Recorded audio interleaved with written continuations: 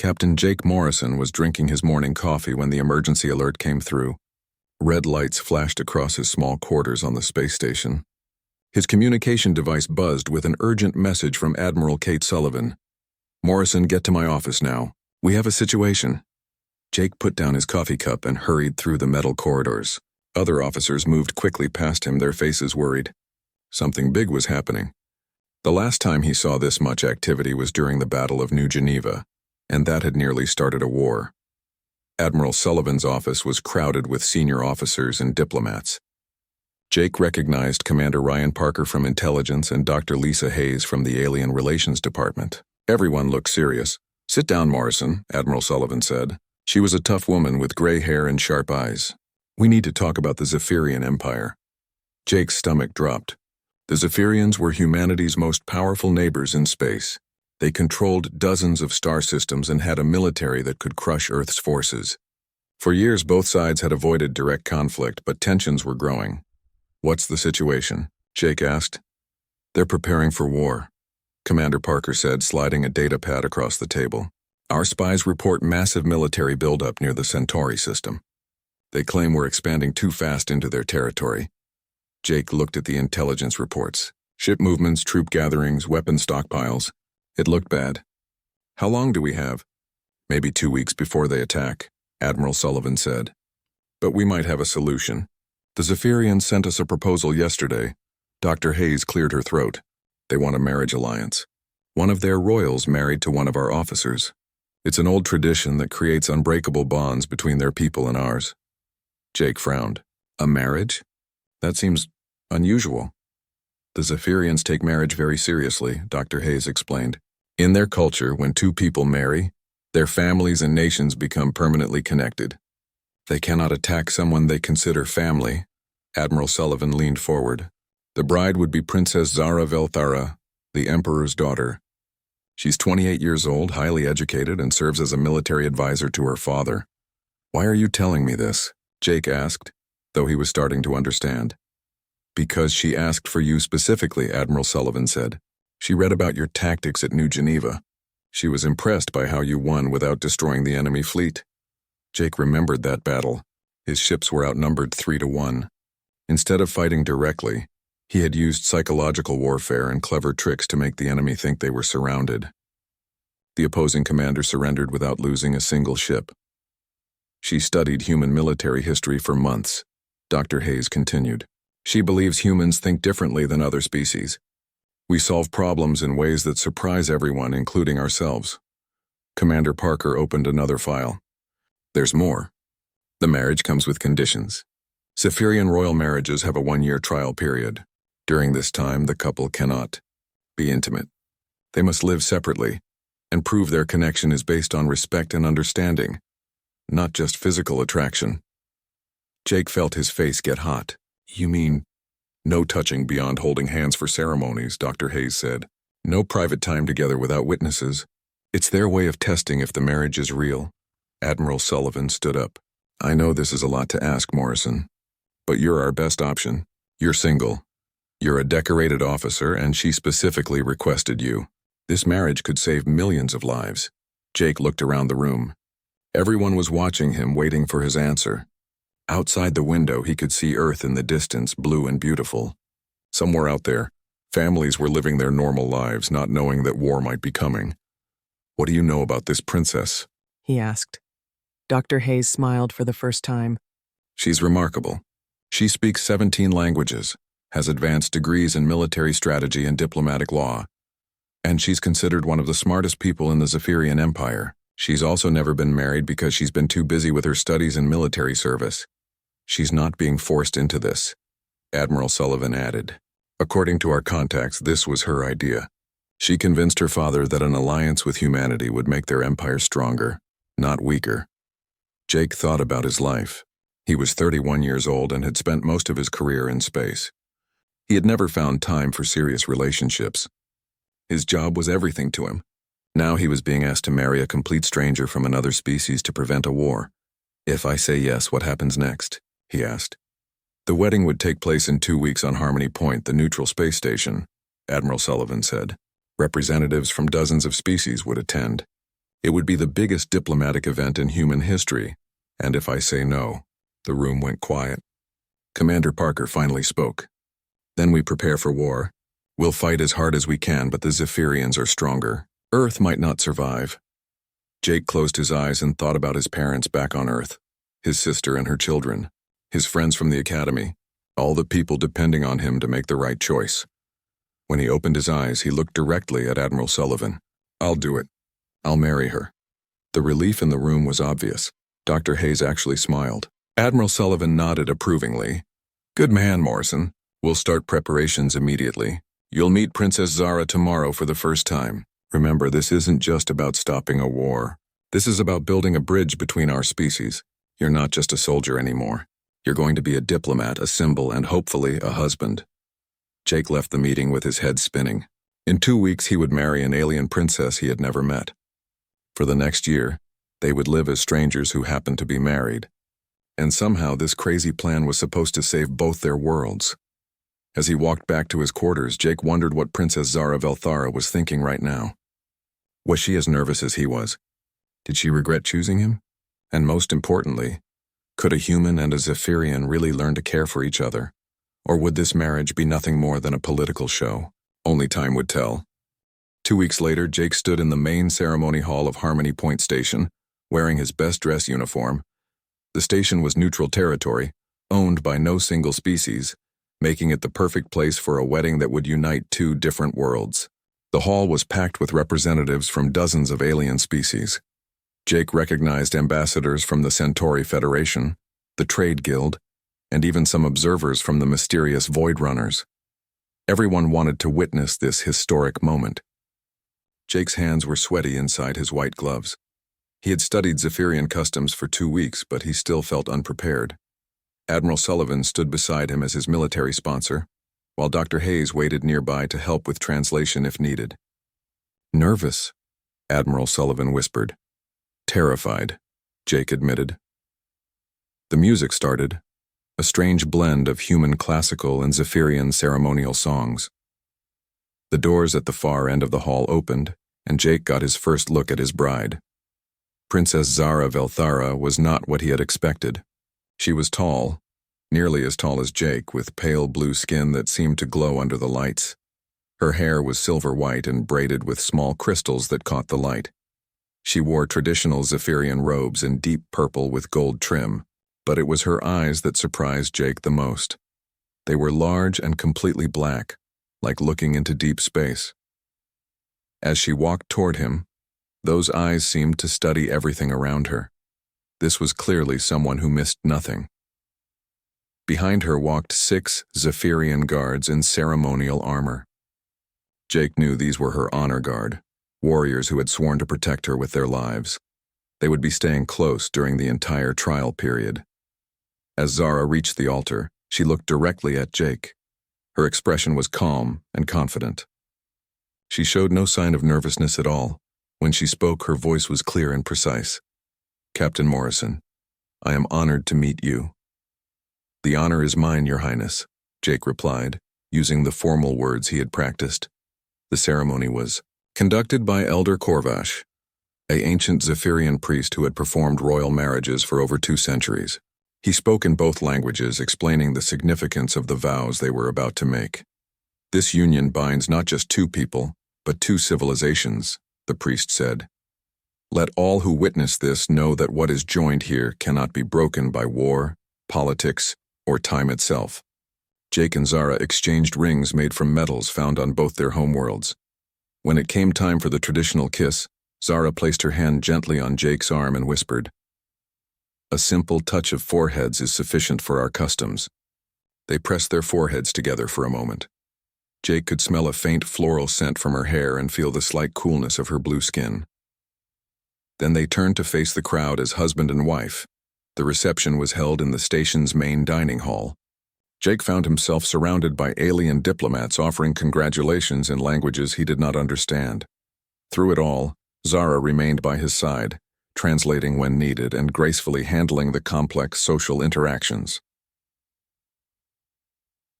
During a quiet moment, Jake finally had a chance to talk to his new wife privately. They sat at a table away from the main crowd with her guards watching from nearby. "You speak English very well," Jake said. Zara smiled slightly. "I have been studying your language for 3 years. Also French, Spanish, Japanese, and several others. I believe communication is the foundation of understanding. Dr. Hayes told me you have 17 languages. 18 now if you count the trading language of the Void Runners," Zara corrected. "I find languages fascinating. Each one reveals something different about how a species thinks." Jake was impressed. "What does English reveal about humans?" "You have an unusual number of words for the same concept," Zara said thoughtfully. "And you create new words constantly. It suggests minds that are creative and adaptable, but also somewhat chaotic." Before Jake could respond, Commander Parker approached their table. His expression was serious. "Sorry to interrupt," he said quietly, "but we need to talk, both of you." They moved to a private conference room. Parker activated a security field that would prevent anyone from listening in. "I just received intelligence from our deep space monitors," Parker said. "The hegemony is mobilizing their fleets. 3 battle groups are moving toward the border zones." Jake felt his blood run cold. The hegemony had been humanity's enemy for over 50 years. They controlled territory on the opposite side of human space from the Zephyrians. "How many ships?" Zara asked. "At least 200, Parker replied. "Maybe more. They see this alliance as a threat to their expansion plans." Zara was quiet for a moment, her black eyes thoughtful. "They are not wrong. A human Zephyrian alliance would change the balance of power in this region of space." "What do you think they'll do?" Jake asked. "They will test us," Zara said. "Small attacks at first, to see if our alliance is real or just political theater. If they believe we are truly united, they may retreat. If not, we'll have wars on 2 fronts, Parker finished. Zara stood up and paced to the window, looking out at the stars. "This changes our situation. The trial period I requested. It may be more important than I originally thought." "What do you mean?" Jake asked. Zara turned back to them. "I must explain something about Zephyrian customs. The trial period is not just about testing compatibility. It is about proving that the marriage partners can work together as equals, that they can build trust without physical intimacy clouding their judgment." She paused, choosing her words carefully. "If we can show that a human and a Zephyrian can truly cooperate, truly understand each other, it will convince my people that this alliance is worth fighting for. But if we fail, if we cannot connect as partners, then the marriage becomes meaningless and the alliance will collapse." Jake felt the weight of responsibility settling on his shoulders. "So we're not just married, we're, what, an experiment?" "A test," Zara corrected. "For both our species. Can we learn to trust each other? Can we combine human creativity with Zephyrian discipline? Can we become stronger together than we are apart?" Parker looked between them. "And if you can't?" Zara's expression became grim. "Then the hegemony will destroy us separately, and both our civilizations will fall." The room fell silent. Outside, the wedding celebration continued, but Jake felt like the universe had suddenly become much more dangerous and complicated. "Well then," Jake said finally, "I guess we better figure out how to make this work." Zara nodded. "Indeed. Tomorrow we travel to the joint command ship New Harmony. There we will begin learning about each other. We will live in separate quarters, as tradition requires. All our interactions will be witnessed by my guards. For the next year we must build a partnership based purely on respect and understanding." "No pressure at all," Jake muttered. For the first time, Zara almost smiled. "I chose you specifically, Captain Morrison, because humans excel under pressure. You find solutions that others cannot imagine. I'm hoping that includes finding a way to make an impossible marriage work." As they returned to the reception, Jake wondered if Princess Zara was right about humans. Could they really learn to work together? Could a marriage without intimacy become something real and meaningful? Looking at his new wife as she gracefully handled another group of congratulating diplomats, Jake realized he was about to find out. Life aboard the New Harmony was unlike anything Jake had ever experienced. The ship was a marvel of combined engineering, built by both human and Zephyrian workers. Half the corridors followed human design principles with curved walls and warm lighting. The other half used Zephyrian architecture with straight lines and cool blue illumination. Jake's quarters were in the human section, while Zara lived in the Zephyrian area on the opposite side of the ship. According to the marriage trial rules, they could only meet in public spaces under the watchful eyes of her honor guard. Their daily routine was carefully planned. Every morning they shared breakfast in the main dining hall. Jake would arrive first and choose a table near the large viewing windows. Zara would arrive exactly 10 minutes later, accompanied by 2 of her guards who would sit at nearby tables. "Good morning, husband," Zara would say formally, taking her seat across from him. "Good morning, wife," Jake would reply, still feeling strange using those words. The conversations during these meals were polite but careful. They talked about ship operations, weather reports from their home worlds, and safe topics that revealed little about their personal thoughts. Jake found himself studying Zara's habits. She always ate her food in the same order, never mixed different items on her plate, and asked precise questions about human nutrition. "Why do humans add so many spices to their food?" she asked one morning, watching Jake put salt and pepper on his eggs. "Makes it taste better," Jake said. "Don't Zephyrians use seasonings?" "We prefer to taste the natural flavor of each ingredient," Zara explained. "Adding chemicals seems to hide the truth of what you are eating." Jake paused with his fork halfway to his mouth. "I never thought of it that way. Maybe we season our food because we like variety. Same ingredients, different tastes." "Interesting," Zara said, making a note on her personal data pad. Another example of human adaptability. After breakfast, they would attend joint strategy meetings with the ship's senior officers. These sessions were more relaxed, focused on coordinating human and Zephyrian military units. Jake was impressed by Zara's knowledge of tactical theory and her ability to spot weaknesses in battle plans. During one meeting, Commander Lisa Hayes presented intelligence about hegemony ship movements near the border colonies. "They're testing our response times," Jake said, studying the star charts. "Small raids, hit-and-run attacks. They want to see how quickly we can coordinate our forces." Zara nodded. "My people have a saying. The enemy who strikes first reveals their hand. The hegemony is showing us their strategy." "Which is?" Commander Hayes asked. "Divide and conquer," Zara replied. "They hope to attack human colonies while our ships are protecting Zephyrian space, or attack Zephyrian outposts while human forces are elsewhere." Jake leaned forward. "So we need to prove we can respond to attacks on both sides simultaneously." "Exactly," Zara said, and Jake felt a small thrill at her approval. The real test came 3 weeks into their marriage. Jake was reviewing supply reports in his quarters when the emergency alert sounded. Red lights flashed and the ship's communication system crackled to life. "All senior officers report to the bridge immediately. We have a situation." Jake ran through the corridors, arriving at the bridge at the same time as Zara and her guards. Captain Barry Wilson, the ship's commanding officer, was standing over the tactical display with a grim expression. "The hegemony just attacked New Portland Colony," Wilson said. 3 ships, maybe 4. They hit the communication array first, then started bombing civilian areas.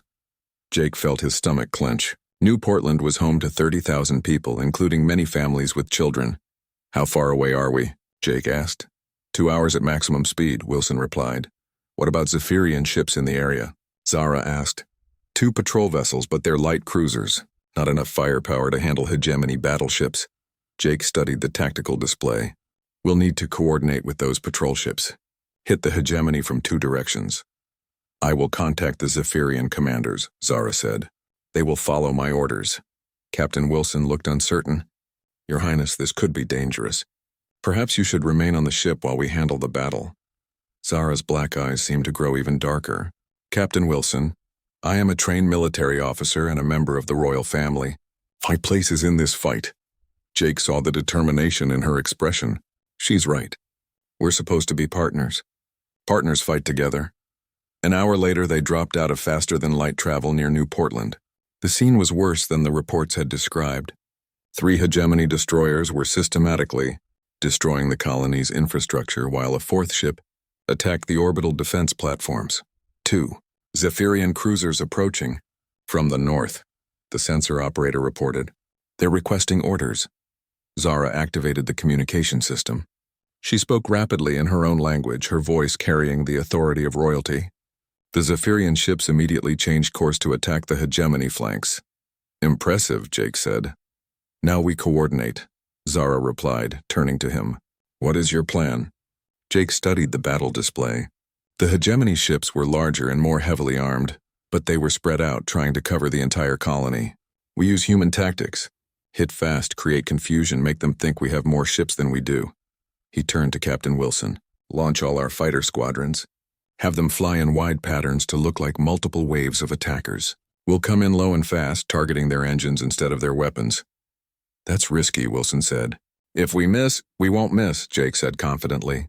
Zara, can your ships target their communication arrays? If we can stop them from coordinating, they'll start making mistakes. Already giving the orders, Zara said, speaking into her communicator. The battle was fierce but brief. The coordinated attack worked perfectly. Human fighters swarmed around the hegemony ships while the New Harmony targeted their engines with precision strikes. The Zephyrian cruisers destroyed the enemy communication systems, leaving the hegemony commanders confused and unable to work together. But halfway through the fight, a lucky shot from a hegemony destroyer damaged the New Harmony's main power coupling. The ship's lights flickered and several systems went offline. Engineering reports were losing main power, Commander Hayes called out. Backup systems are failing. Jake felt panic rising in his chest, but then his training took over. He ran to the engineering station and started pulling up system diagrams. What are you doing? Zara asked, following him. Trying to fix this before we lose life support, Jake said, his hands flying over the controls. He called up a maintenance checklist and started cross-referencing damaged components. Here, he said suddenly. The coupling failed, but we can reroute power through the secondary grid if we bypass the damaged section. How? The chief engineer asked. Jake grinned. Coffee grounds. Everyone stared at him. What? Captain Wilson asked. Coffee grounds are slightly conductive and they expand when heated, Jake explained, grabbing a container from the galley storage. If we pack them around the damaged coupling, they'll create a temporary bridge for the electrical current. That's completely insane, the engineer said. It's also brilliant, Zara said quietly, watching Jake work. No Zephyrian would ever think of such a solution. Jake mixed the coffee grounds with some engineering paste and carefully applied the mixture to the damaged coupling. Cross your fingers, he said, then activated the power flow. The lights came back on. The ship's systems hummed back to life. In the background, they could hear cheers from the crew. Impossible, the engineer muttered. Not impossible, Zara said, looking at Jake with something that might have been admiration. Just human. The hegemony ships, seeing that the New Harmony was back in the fight and that they were clearly outnumbered, retreated into faster-than-light travel. The colony was saved. Later, as they stood together on the observation deck watching repair crews work on the damaged colony, Zara spoke quietly. I chose you for this marriage because I studied human military tactics, she said. I read about your victory at New Geneva, how you won through creativity rather than force. But today I saw something more. What? Jake asked. I saw why humans are dangerous to their enemies and valuable to their friends, Zara said. You do not accept that problems cannot be solved. You find ways to make impossible things work. Coffee grounds and engineering paste. She shook her head in amazement. My people pride themselves on discipline and following proper procedures. We would have tried to repair the coupling the correct way and probably failed. You found a solution that should not work but does. Jake felt a warmth in his chest that had nothing to do with the ship's heating system. Does this mean we're making progress? As partners, I mean. Zara was quiet for a moment, watching the stars. Yes, she said finally. I believe we are. For the first time since their wedding, Jake felt like maybe this impossible marriage might actually have a chance. 3 months into their marriage, Jake realized he was in trouble. Not the kind of trouble that came from enemy ships or diplomatic crises, but the kind that came from falling in love with someone he was forbidden to touch. Every morning when Zara entered the dining hall, Jake felt his heart speed up. When she smiled at one of his jokes during strategy meetings, he wanted to reach across the table and hold her hand. When she argued passionately about military tactics, her black eyes flashing with intelligence, he found himself staring at her lips. The problem was that the feeling seemed to be mutual. Jake had caught Zara watching him when she thought he wasn't looking. During their formal conversations, she had started asking personal questions about his childhood on Earth, his family, his dreams for the future. Sometimes when they stood close together reviewing star charts, he could see her breathing change. But the rules were clear. No physical contact beyond ceremonial handshakes. No private time without her guards present. No intimacy of any kind until the trial period ended in 9 more months. It was driving Jake crazy. The situation became even more complicated when intelligence reports showed increased hegemony activity near the border worlds. Commander Parker believed they were planning something big, but couldn't determine what. "We need better reconnaissance," Captain Wilson said during a senior staff meeting. "Our long-range sensors aren't picking up enough detail." "I could take a stealth fighter into their territory," Jake suggested. "Get close enough to scan their fleet positions." "Too dangerous," Zara said immediately. "If you're captured, they could use you to learn about our defenses." "I'm the best pilot we have for this kind of mission," Jake argued. "And someone needs to get that intelligence." Zara's jaw tightened, but she said nothing more. Jake could see she wanted to forbid him from going, but she had no authority to give him orders. They were partners, not commander and subordinate. 2 days later, Jake slipped his stealth fighter through hegemony space toward their main fleet base. The mission went perfectly for the first 6 hours. His sensors gathered detailed information about ship positions, weapon loadouts, and defensive patterns. The hegemony forces were larger than anyone had suspected, but as Jake prepared to return to friendly space, his fighter's stealth system failed. Suddenly, every hegemony sensor in the area could see him clearly. "Unknown vessel, you are in restricted space," came the communication from a nearby patrol ship. "Shut down your engines and prepare to be boarded." Jake tried to run, but 3 hegemony fighters surrounded him. His weapons were disabled by an electromagnetic pulse and his engines were damaged by precise shots. Within minutes, he was captured. The hegemony brought him to their forward command base, a heavily armed space station deep in enemy territory. They threw him into a small cell with metal walls and no windows. For the first day, they left him alone with just water and stale food. On the second day, the interrogations began. The hegemony commander was a tall, thin alien with gray skin and multiple arms. His name was Overlord Krath, and he seemed to enjoy causing pain. "Tell us about the Human Zephyrian Alliance," Krath demanded, while 2 guards held Jake in a metal chair. "How many ships do you have? What are your defensive plans?" "I don't know what you're talking about," Jake said, which earned him a sharp blow to his ribs. "Stubborn," Krath observed. "We will see how long that lasts." For 3 days they tried to break him. They used pain, exhaustion, and psychological pressure. They showed him fake news reports claiming that Earth had been destroyed. They told him his new wife had already forgotten about him and was planning to marry someone else. Jake's body was bruised and beaten, but his mind stayed strong. He focused on memories of home, on his duty to protect humanity, and surprisingly, on Zara. He remembered her intelligence, her dedication to her people, and the way she looked at him when she thought no one was watching. On the 4th day, everything changed. Jake was lying on his cell floor trying to rest between interrogation sessions when he heard explosions echoing through the station. Emergency alarms started blaring, and he could hear soldiers running in the corridors outside. His cell door suddenly exploded inward, filling the small room with smoke and debris. Through the smoke came figures in combat armor, moving with deadly precision.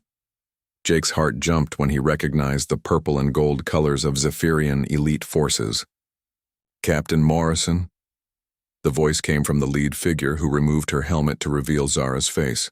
Her silver hair was tied back in a military style, and her black eyes were blazing with anger. "Are you injured?" Jake tried to stand, but his legs were shaky. "I'm okay. How did you? What are you doing here?" "Rescuing my husband," Zara said simply, but Jake could hear the relief in her voice. She helped him to his feet, and for the first time in their marriage, she touched him without ceremony. Her hands were gentle but strong as she checked him for serious injuries. "This is against protocol," Jake said. "You broke the rules of the trial period." The rules say I cannot touch you for romantic purposes, Zara replied, supporting his weight as they moved toward the destroyed cell door. They say nothing about combat rescue operations. Behind them, her elite guards were placing explosive charges on the wall. We need to move quickly, one of them reported. Hegemony reinforcements are coming. As they fought their way through the station, Jake learned the full story. When his fighter failed to return, Zara had convinced the Zephyrian High Command to authorize a rescue mission. She had personally led a strike team through enemy space, attacked a heavily defended position, and risked her own life to save him. Why? Jake asked as they reached their escape ship. Why risk so much for one person? Zara helped him into a medical chair and began treating his injuries with practiced efficiency. Because you are not just one person, she said quietly. You are my partner, my responsibility, and... She paused, meeting his eyes. And because I could not bear the thought of losing you. The rescue ship jumped to faster-than-light travel, leaving the Hegemony station far behind. Jake was taken to the medical bay where doctors treated his wounds and declared him in surprisingly good condition. Remarkable, the chief medical officer said. Most people would have broken under that kind of interrogation. What kept you going? Jake looked across the medical bay to where Zara was talking quietly with her guards. I had something worth protecting, he said. Later that night, after the doctors had finished their work, Zara came to visit him in the medical bay. They were alone for the first time since their wedding, though Jake knew her guards were standing just outside the door. I owe you an apology, Zara said, sitting in the chair beside his bed. I underestimated human resilience. I thought the hegemony might break you, force you to reveal information about our alliance. And now? Jake asked. Now I understand that human stubbornness is not a weakness, Zara said with a slight smile. It is one of your greatest strengths. You do not surrender, even when surrender would be easier. Jake reached out slowly, giving her time to pull away if she wanted. When she didn't move, he gently took her hand in his. It was the first time. They had touched without ceremony or emergency, the first real intimate contact of their marriage. Her skin was cool and smooth, and Jake could feel her pulse beating steadily against his fingers. Thank you, he said quietly, for coming after me, for risking everything. Partners protect each other, Zara replied, her thumb stroking across his knuckles. That is what marriage means, is it not? To care for someone more than you care for yourself? Outside the medical bay window, stars wheeled slowly past as their ship traveled through space. Jake and Zara sat together in comfortable silence, holding hands and watching the universe go by. For the first time since their wedding, the year-long trial period didn't seem like a burden. It seemed like time they could use to build something real and lasting. 9 more months, Jake said. 9 more months, Zara agreed. I think we can manage that. Jake squeezed her hand gently. I think we can too. The emergency alert that woke Jake from deep sleep was different from all the others. This one carried the highest priority code, the kind reserved for threats to homeworlds. He rolled out of bed and activated his communication device. Admiral Sullivan's face appeared on the screen, her expression grim. Morrison, get to the command center immediately. The hegemony is making their final move. Jake dressed quickly and ran through the corridors of the new Harmony. He found Zara already in the command center, surrounded by her guards and studying multiple tactical displays. Her face was pale but determined. What's the situation? Jake asked. Commander Parker answered from his position at the intelligence console. 2 massive hegemony fleets jumped into our space 30 minutes ago. One is heading for Earth, the other toward the Zephyrian homeworld. Each fleet has over 300 ships. Jake felt his blood turn to ice. How long do we have? 48 hours until they reach Earth, Zara said without looking up from her displays. 60 hours until they reach my homeworld. They planned this perfectly to force us to choose which planet to defend. We don't have enough ships to stop both attacks, Captain Wilson said. Even with our combined fleets, we're outnumbered 4-1. Jake studied the star chart showing the approaching enemy forces. The hegemony had planned this attack for months, maybe years. They were betting that the human Zephyrian alliance was too new and untested to coordinate a defense of both homeworlds. We have to split our forces, Jake said. I'll take the human ships to defend Earth. Zara can take the Zephyrian fleet to protect her world. That's exactly what they want us to do, Zara replied. Divide our forces and defeat us separately. Do we have another choice? Captain Wilson asked. Zara was quiet for a long moment, her black eyes moving between the tactical displays. Perhaps, but it would require perfect coordination between our fleets and precise timing. She activated the main display and began drawing fleet movements with her finger. What if we do split our forces, but not the way they expect? Instead of each defending our own worlds, we switch targets. Jake frowned. You mean human ships defend the Zephyrian world and Zephyrian ships defend Earth? Exactly. The hegemony has studied our separate military tactics for decades.